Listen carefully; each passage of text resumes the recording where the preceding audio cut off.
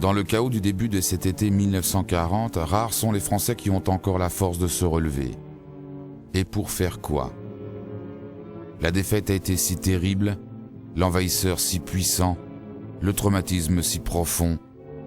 La France a été écrasée. À quoi bon poursuivre la lutte? Quelques hommes et femmes vont pourtant trouver la force morale de dire non et osent se dresser face à une Wehrmacht qui semble invincible.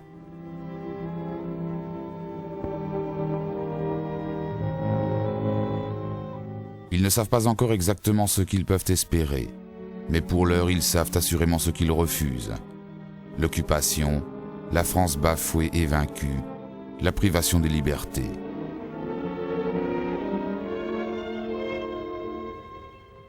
Claude Bourdet est l'un de ces résistants de la première heure. Il fallait agir parce que c'était insupportable. C'étaient des hommes qui, malgré le danger, malgré les incertitudes de la lutte, sentaient qu'ils ne pouvaient pas agir autrement. Pour eux, l'occupation, c'était les barbares qui déferlaient. Et c'était intolérable. Il fallait donc faire quelque chose, mais quoi et comment? Car en cet été 40, tout s'est effondré. Partis politiques, syndicats, armées, églises. Aucune de ces structures n'appelle à résister. Toutes semblent avoir failli, quand elles ne se sont pas ouvertement ralliées à Vichy. Le maréchal Pétain a d'ailleurs appelé à cesser le combat et condamne tout acte de résistance. Dans ces conditions, il n'est pas étonnant que les résistants de la première heure soient si peu nombreux, à peine quelques milliers, une poignée. La résistance va donc s'organiser autour de personnalités inconnues et souvent bien seules. Faire le choix de la résistance, c'est accepter de prendre tous les risques, car il est d'emblée clair que les Allemands ne feront pas de quartier. Il faut mener une double vie ou apprendre la clandestinité. Changer régulièrement de domicile, de pseudonyme, voire d'apparence. Intégrer ce que Malraux appelait « le peuple de la nuit ». Un choix qui ne se fait pas à la légère. Ces premiers résistants sont des hommes et des femmes de tous bords, de tout âge et de toutes conditions. Ils sont lucides, mais déterminés, comme l'explique l'un d'eux, Pierre Brossolette, à la veille de son engagement. Tout est perdu, il n'y a plus d'espoir. Voyez dans quel état est la France. Mais enfin, comme il faut bien faire quelque chose même quand il n'y a plus rien à faire, je suis des vôtres.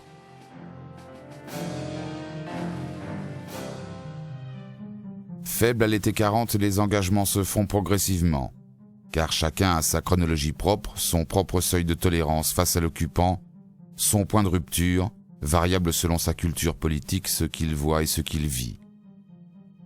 Pour un communiste pourchassé par Vichy et par les Allemands, l'entrée en résistance est un geste évident après juin 41. Mais pour un militaire qui a prêté serment d'obéissance à sa hiérarchie, et pour qui Pétain incarne une légitime autorité, les choses ne sont pas si simples.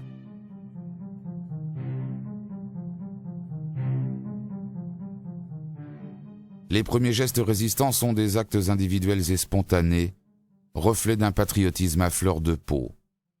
Ces premiers temps de l'improvisation ne durent pas. Agir, certes, mais être efficace, donc s'organiser et se regrouper, car seul, on ne peut rien. Mais pour faire quoi? La réponse ne va pas de soi. Selon leurs priorités, deux formes d'organisation apparaissent, les réseaux et les mouvements. Les réseaux sont de petites structures qui regroupent peu d'hommes et sont souvent spécialisées dans une action bien précise. Sabotage, filière d'évasion et surtout renseignement. Le secret et la discrétion sont leurs priorités. Ils n'ont aucune activité de propagande et ne publient pas de journal.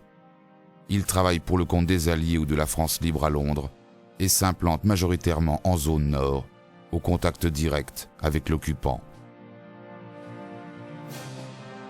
Dès 1940, Gilbert Renaud, alias le colonel Rémy, crée la confrérie Notre-Dame, un réseau qui s'étend bientôt à toute la France et livre de précieux renseignements.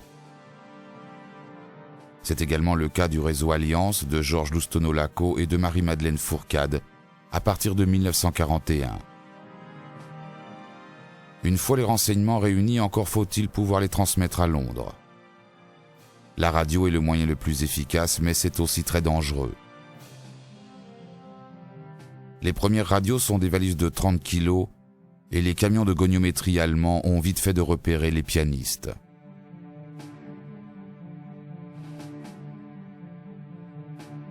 D'autres réseaux se spécialisent dans la récupération des aviateurs anglais abattus en France afin de leur faire regagner l'Angleterre. Une mission vitale pour les Britanniques qui manquent alors cruellement de pilotes. Les Alliés organisent également des réseaux actions spécialisés dans le sabotage qui opèrent en petits groupes sur le territoire français.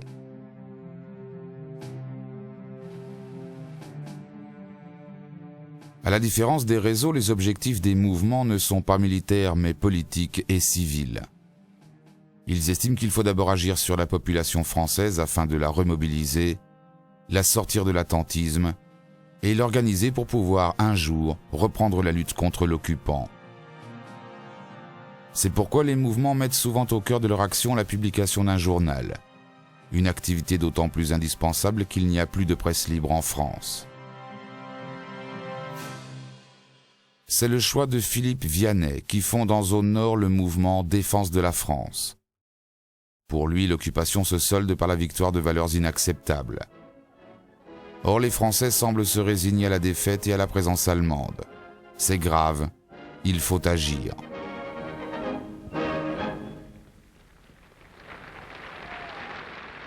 Bien sûr, tous les mouvements ne limitent pas leur action à la publication d'un journal. Progressivement, ils vont eux aussi faire du renseignement ou du sabotage, voire prendre les armes, notamment en zone nord. Mais jusqu'en 1942, seuls les communistes font de la lutte armée contre l'occupant une priorité.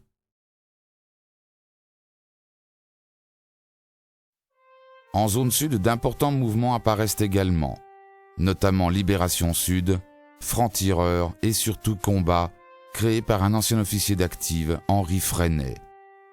Outre la publication de Combat, Henri Freinet met sur pied dans la clandestinité une armée secrète chargée de reprendre la lutte le jour venu. Au début, tous ont des moyens très limités. Trouver du papier pour imprimer des journaux est un réel problème. On manque de tout, alors il faut improviser. La plupart de ces journaux comptent moins de 4 pages sur du papier jauni de médiocre qualité. Les premiers numéros sont tapés à la machine ou écrits à la main sur du papier acheté au marché noir. Lorsque l'on voudra augmenter les tirages, il faudra bien trouver un imprimeur clandestin. Difficile alors de ne pas se faire repérer. Le métier d'imprimeur devient un métier à haut risque.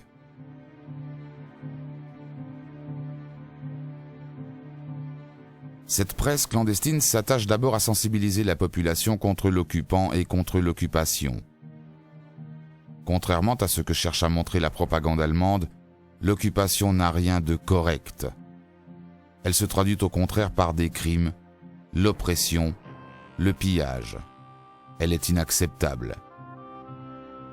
Tout comme Défense de la France, les cahiers du témoignage chrétien s'emploient à montrer la réalité du nazisme et de son idéologie. Pour tous, l'objectif est bien de faire sortir la population de sa léthargie, de la faire basculer. L'attitude des résistants face à Vichy est plus contrastée. Tous condamnent la collaboration, mais au début certains soutiennent Pétain, voire la Révolution nationale.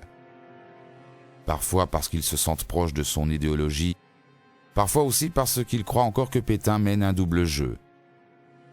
En 1940, bien des gens ont pu se tromper de bonne foi. Politiquement à gauche, Libération est d'emblée contre Vichy.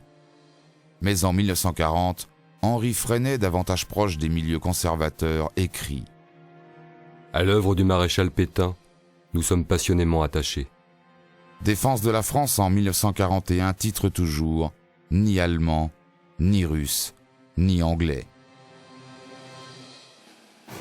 La résistance en France est donc extrêmement diverse et extrêmement minoritaire. Elle est aussi fragile. Quelle que soit la forme d'action retenue, tous les résistants ont dû faire face au début à des problèmes matériels quasiment insurmontables. Les Allemands sont surpuissants et les résistants manquent de tout. Malgré les difficultés, quelques mouvements sont déjà très structurés à la fin de 1941.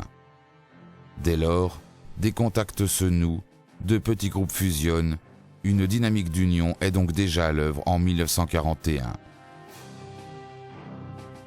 Mais ces résistants de l'intérieur sont coupés de tout. Début 42, il devient évident que s'ils veulent gagner en efficacité, ils doivent trouver du soutien à l'extérieur. Cela tombe bien, car au même moment, De Gaulle, à Londres, a de plus en plus besoin d'eux.